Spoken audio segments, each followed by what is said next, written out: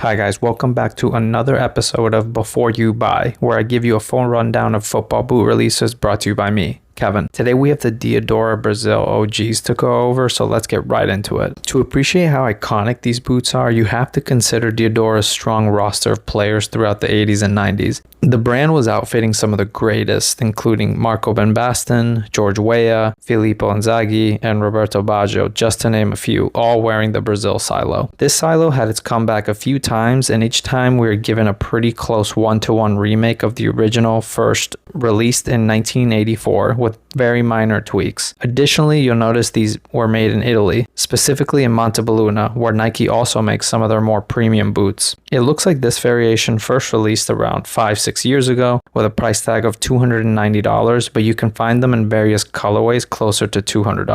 Diadora has released these with a calfskin upper. Now I know some of you may already be moaning at the fact that these are not the typical K-leather upper that we're used to seeing on premium classic boots, but as you've seen on the Copas, the calfskin upper is still pretty good. One thing they've also added is a water resistant treatment which keeps these dry, and you'll notice there is so much stitching all throughout. This helps keep the shape of the boots for longer periods of time as it reduces the stretching that takes place with any leather over time. In terms of the sole plate, you have a very classic stud pattern with decently long circular studs and a soft plate that makes for a comfortable experience. If you're looking for something that's not aggressive and provides a very familiar feel to a lot of classic boots, then you'll be happy with these. In terms of fit, these are very comfortable out of the box. With most leather classic boots, you usually have a thick leather and it sort of creates too much space to my liking between you and the ball. These, on the other hand, don't feel super thick and still provide a lot of that plush you get with the leather. Judging by the initial fit and feel, I would say it would probably take about 2 to 3 weeks to break in, which is typical with a lot of leather boots. I would also add that these are moderately narrow, so I would definitely be cautious of these if you have wide feet. As always, leather does stretch a little, but not enough to recommend these to players with wide feet. If you're looking at trying out a pair for yourself, I would recommend going half a size down. I normally wear a size 8 US, and the ones on my feet now are a size 7.5 US. Now let's review the biggest win and loss of these boots. The win here is that Diadora has brought back their most iconic boot, very close to what it originally was, and it's withstood the test of time. Although we surely wish these were K-leather, the calfskin upper it offers is really great, and the craftsmanship really stands out throughout all of the stitching it has. The biggest loss about these is the price point. At $290, there are a lot of other similar options that cost about 30% less, like the Adidas Copa Pure. In my opinion, classic boots such as these should always be priced closer to $200, because in this day and age, if you're asking for something in the neighborhood of $300, as a consumer, we're going to expect a lot more than what this offers. That's the Diadora Brasil OG for you.